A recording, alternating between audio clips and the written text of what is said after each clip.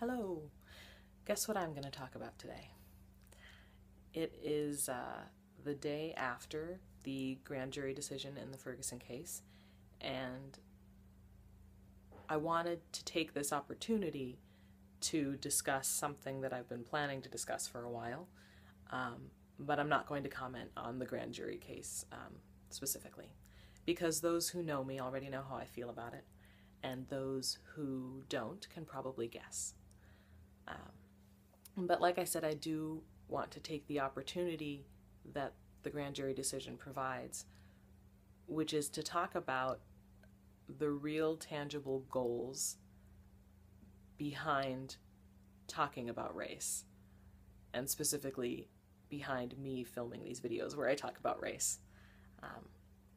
Because I've already shared a little bit about why I do what I do and the reasons for shooting these videos, predominant of which are curiosity on my part, wanting to understand what people think about when they talk about race, as well as a desire to not see racism go unchecked anymore. At least for me personally, to not let it go unchecked in front of me anymore. I wanted to be able to call it out when I saw it and to engage in conversations about race where I felt it was relevant, which, as I've grown and dug deeper into the world of race relations, I'm discovering affects more and more of my life than I think I'd ever realized. But yeah, so I've talked about why. Now I want to take the opportunity to talk about what I hope to achieve with these videos. And the number one goal I have for creating the whole Black Out Loud series and filming myself talking about race is to change the conversation about race in America, to change the direction of the conversation and to change how those conversations go down. Because I believe change is necessary, and I believe change is possible. It's already started happening from some of these videos. I've already got friends going out there in the world sharing the videos and starting conversations on their own feeds that are valuable and really heartening to see. So that's the number one reason why I do this.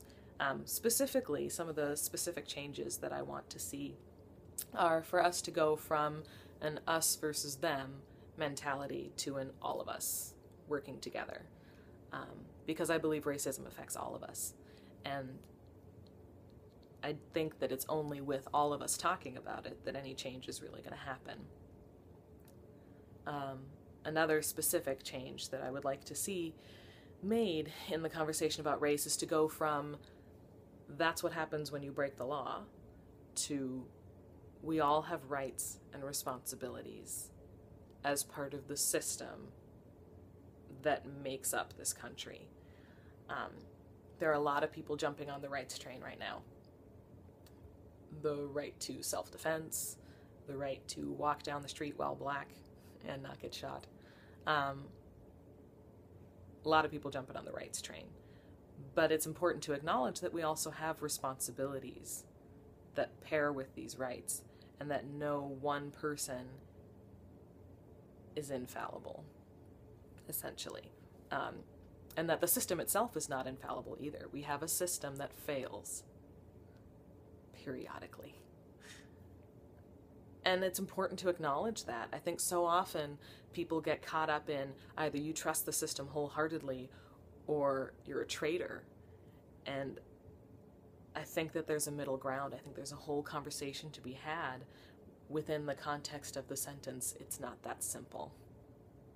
If there was one thing I'd want for people to come out of these conversations and these videos that I've been filming, it's for them to go out into the world and say, it's not that simple.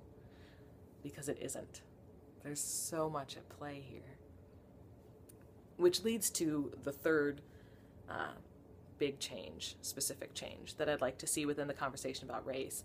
And that's for people to start to realize the impact that their words have, the history that those words come out of, and to acknowledge all that is being done in the name of their words, if that makes sense. For instance, take the word thug.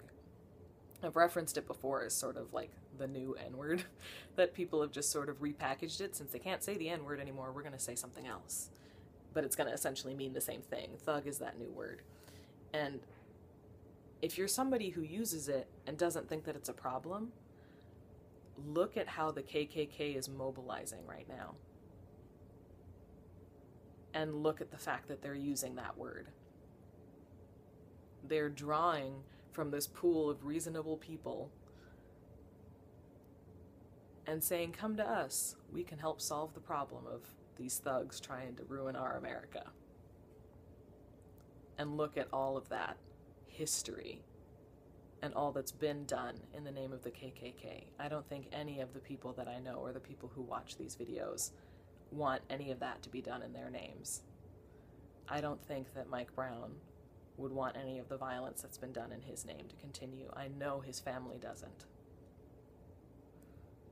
So those are the changes that I want to see as a result of these videos. I want us to change the us versus them. I want us to change that's what happens when you break the law. I want us to change